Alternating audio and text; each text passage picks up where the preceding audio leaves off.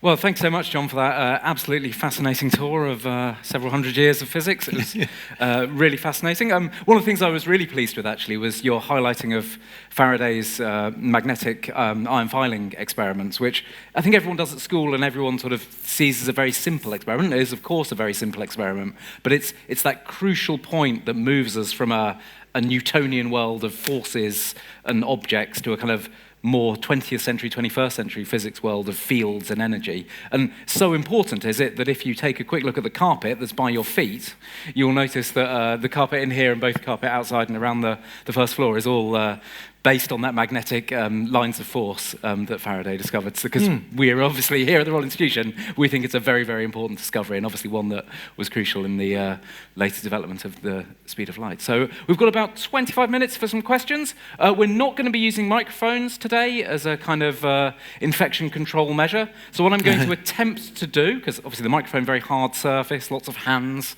touching it, it's very bad news for everyone concerned. So what I'm going to do is I'm going to ask you to sort of shout out your question in our direction down here, and then I will attempt to kind of summarize and regurgitate the question very succinctly for the people that didn't hear, and also for the cameras and for people with hearing impairments and so forth. So can you please raise your hands if you've got any questions for John about his fascinating talk?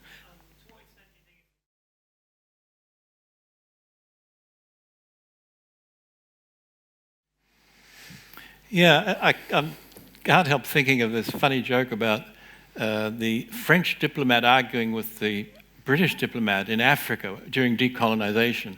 And the French diplomat says to the British diplomat, "Your ideas for dividing up the country are excellent. They work very well in practice, but do they work in theory?" Well, I think that's what I meant by mathematics as metaphor. That's in fact what physicists do. A simplest example would be energy. Nobody knows what energy is. If you drop a cup, a porcelain cup, it smashes to pieces when it hits the floor. So there's clearly a lot of energy there, enough to break up the cup. What is the energy? Nobody knows. All we know is that we have equations from Newton which tell you the answer very accurately. So it's inspired guesswork based on a good knowledge of mathematics, a good knowledge of the history of the subject, what worked in the past, and incremental developments on that, I'd say. So I think another... The prepared... science favours the funded mind. or actually, science favours the prepared mind, is what Rutherford said. I was going to say another example... He said chance favours the... yeah. Another example might be Kepler's laws, which he completely empirically derived. Is that true? I think Kepler was a mystic. I mean, I've tried to read his stuff. There's a good biography of him now. He was the most extraordinary person. I recommend his. He gave 3 laws, and one of them related the period of orbit of a planet to its distance from the sun. So if you knew the period from his formula, you knew the year, the length of the year for each of the planets, you could work out how far away they were from the sun. And this is earlier than most of this stuff. Amazing. What I forgot to say was that the transits of Venus were very important because it gave them these tracks, these hand-drawn sketches of Venus moving across the face of the sun, gave the distance from the Earth to the sun and also from Venus to the sun. But then Kepler's law, since you knew the period of all the other planets, gave you the distance of all the planets from the sun. So once they had one, they had them all because of Kepler's laws. Now, how he came to that, again, there's one other thing about, in answer to your question. The theory must fit the experimental fact. I'm an experimentalist, so I think that's the most important. You're guided by the experimental results, obviously. So you try out your guessed mathematics and see if it fits. And that's how Kepler got his answer. He had tables. Of course, in those days, this is the 17th century, they had, and earlier, they had elaborate tables of sightings of the stars. They understood that the fixed stars, the distant stars, that the Earth was rotating every day. That was obvious, and then they took out that motion straight away. Then they were left with 2 things. The pattern of stars forming a kind of distant backdrop, which was always the same every night and just moved across the sky. And then these other dots, bright light, zipping about all over the place irregularly, and they were the planets. So they could separate the planets from the background of fixed stars. And mostly they devoted themselves to solving the parallax problem. So what I didn't have time to explain was the abiding problem was to measure the distance to a star. And that was astronomers were obsessed with that. And the first person to do that was Bessel in 1836. He got it right. He measured the distance to a nearest star. And he did it by this parallax method. Now, parallax means the following. If you hold your finger up and look at a distant wall, when you move your finger, it seems to move with respect to the distant wall. If you move your head, it seems to move with respect to the distant wall. And so they thought, if there's a nearby planet, and you look at it against the background, the screen of fixed stars at infinity, when the Earth's here, you'll get one kind of picture. If you wait 6 months till the Earth's gone across a diameter of the sun of its orbit, it'll look different. The background will be in a different position. Because exactly as when you move your head, your finger seems to move. Your finger's the planet, your eye is the person looking on the Earth, and the wall is the distant stars. And so what they didn't, that was correct, and the Greeks understood that. But the problem was that these angles they were trying to measure were so ridiculously small. The angle that Bessel measured, and it's the first measurement of the distance to a star, was the angle subtended by a coin 4 miles away. So no wonder it was hopeless until you had a telescope. And Bessel could make a better telescope, and that's how he got the answer he did. It is, certainly. I think we've just changed the name from ESA to something else in field theory. And again, we don't know what that is. And we have much more elaborate mathematical description of it, which the vacuum energy, you see, the modern view is that the vacuum state has energy in it. Casimir did important work on that. We've tried his experiment in our lab. So yeah, they've replaced one unknown with another. You're getting to the heart of the matter. To say that the speed of light is absolutely constant is in fact not quite correct, because in very strong gravitational fields like a black hole it does change. But that came with general relativity in 1915, and it's a later development. I wasn't considering that. But to make sense of all this contradictory experimental work, and the equations must fit the experiments, Einstein had to agree that moving objects get shorter at very high speed. We don't notice it because we don't zip around at half the speed of light. And that moving clocks run slow, these Bézère results. He wasn't the first to propose that. Poincaré and Lorentz and of course Fitzgerald in Dublin had suggested this. But because of that, it is true. What you said is true.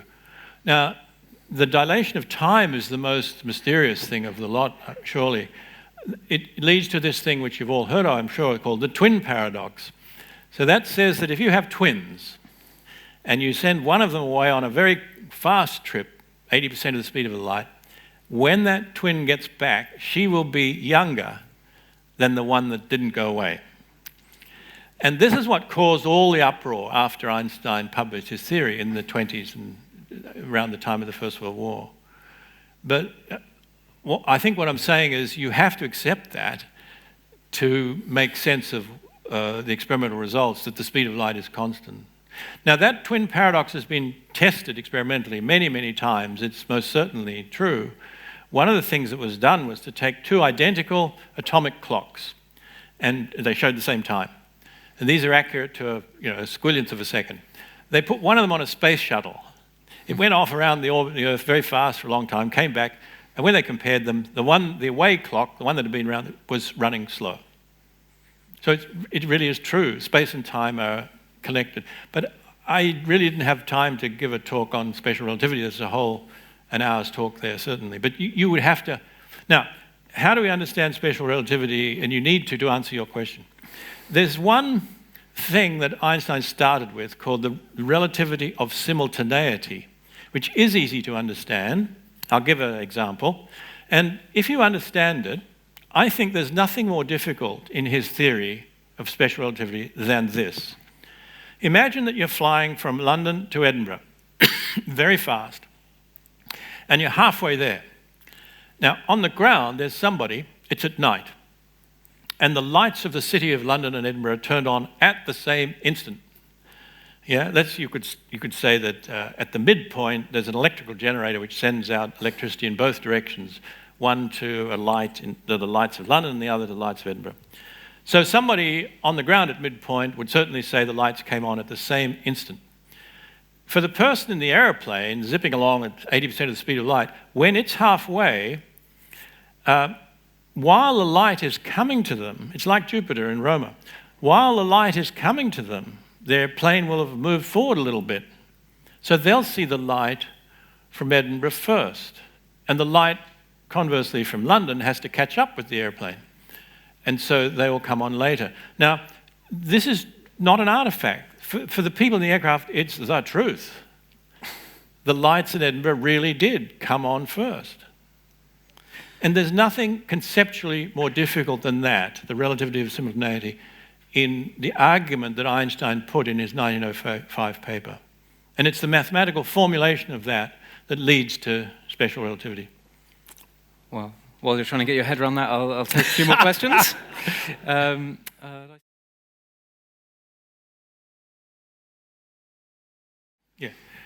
The answer is yes. Following Einstein's work, in the papers which followed, it was shown that no causal influences can travel faster than light, and no physical object can travel faster than light. And you also can't arrive before you left. You can't. Now, you said information as well as causal influences. It also applies to information. That leads us into a topic called Bell's theorem, and there's a chapter on that in the book. And the short answer is it doesn't help. Well, there was ideas you could send messages faster than light. That would be wonderful because you could find out what was going on other planets and not have to wait years for a signal or a spaceship to get there and back. There's a very keen person over there.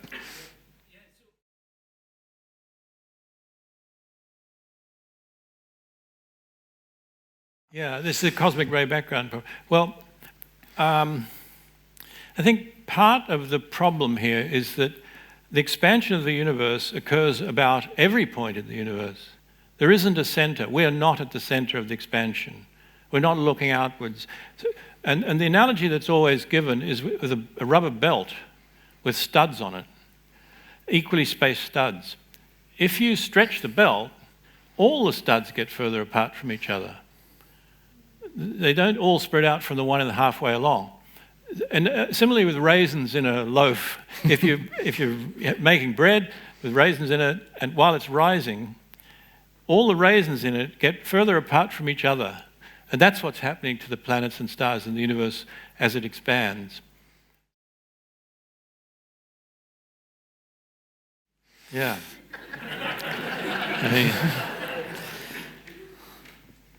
The medium which Maxwell cooked up supports waves which travel at that speed.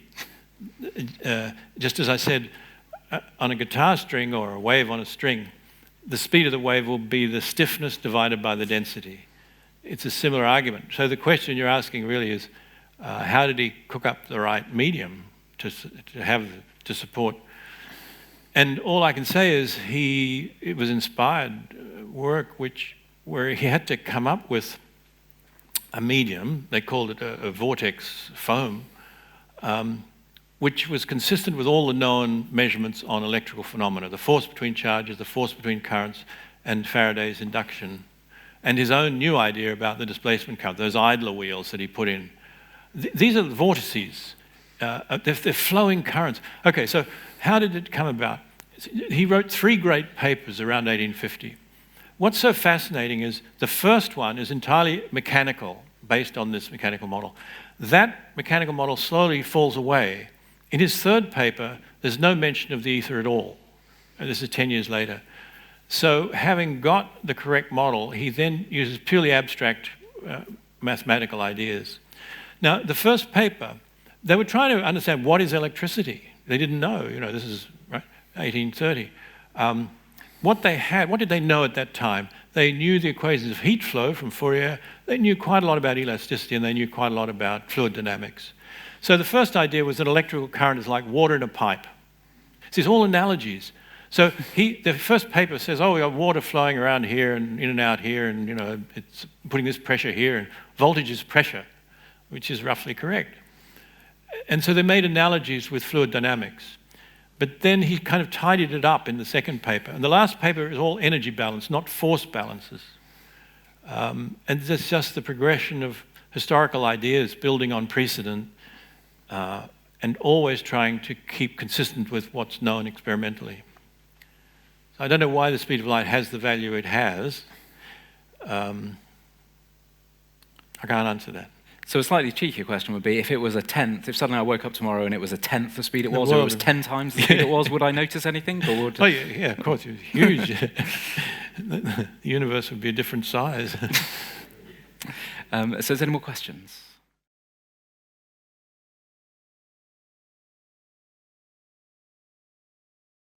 Okay. I said that, I'll simplify this hugely, but I said that at the beltway at the airport, if you're walking at 2 miles an hour on the belt, and it's going at 3 miles an hour with respect to the ground, you must be going at 5 miles an hour with respect to the ground, right? That's Newton's result. Now for light, with the car coming at you, with its headlights on, that's not true, because the speed of the car doesn't add to the speed of the light, right? What actually Einstein said was that the results of any physical experiment must be the same in any inertial frame, but that doesn't help to say that. So, but the thing about the beltway, what you conclude is that all motion is relative. Newton's laws didn't make all motion relative. It said that there was a fixed frame to start with, and you measured everything with respect to that. It didn't allow for a light propagating at a fixed speed, which didn't depend on the speed of its source. And when he modified Newton's laws like that, and then applied it to a collision, he found that you could only make sense of it if some mass completely disappeared and turned into energy, which is what happens in nuclear explosion. So it's combining the idea that all motion is relative, the speed of light is a constant, doesn't depend on the speed of the source of the light, putting those in and redoing what Newton did, you get E equals mc squared. Just by algebra, really. It's just a page of math. Only one page. All right, so we're rapidly approaching the end of this talk. If anyone over this side of the theatre wants to ask a question, I haven't picked any of you yet. No? Okay. I would advise you to go outside and purchase a copy of John's fantastic book, which will be on sale outside. But in the meantime, can you please join me in thanking John for an absolutely fascinating talk? Thank you.